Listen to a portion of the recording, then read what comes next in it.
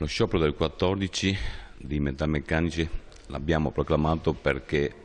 vogliamo provare a cambiare le politiche del governo Renzi. Vogliamo provare a mettere in discussione le scelte che fin qui sono state compiute, che riteniamo sbagliate,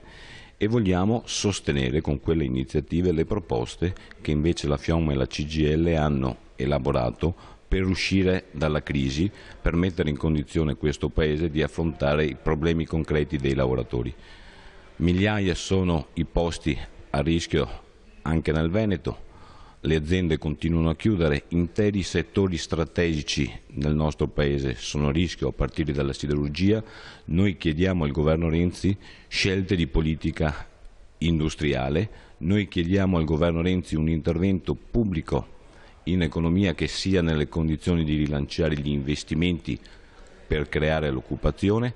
e la manifestazione di Milano, lo sciopero generale di metalmeccanici, serve anche a ribadire la nostra contrarietà a qualsiasi manomissione dello Statuto dei lavoratori e a difesa dell'articolo 18, che resta, per quanto ci riguarda, un diritto insostituibile per i lavoratori dentro i luoghi di lavoro, che non possono essere licenziati senza motivo alcuno.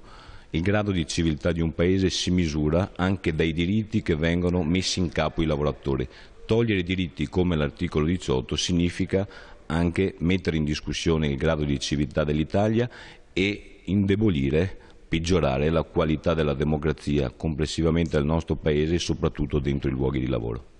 Ma infatti i dati generali nazionali li conosciamo tutti, questi dati però si traducono anche nel nostro territorio con per esempio 192 nuove aperture di crisi dall'inizio dell'anno ad agosto. E questo significa, circa una metà peraltro del settore metalmeccanico, questo significa aziende e lavoratori in carne ed ossa, si rischia di disperdere un patrimonio di conoscenze e di professionalità. In questo senso le ricette proposte dal governo col Job Act, ma anche nella legge di stabilità, non servono assolutamente ad affrontare queste situazioni, anzi tolgono strumenti per affrontarle. Penso in particolare alla questione degli ammortizzatori sociali,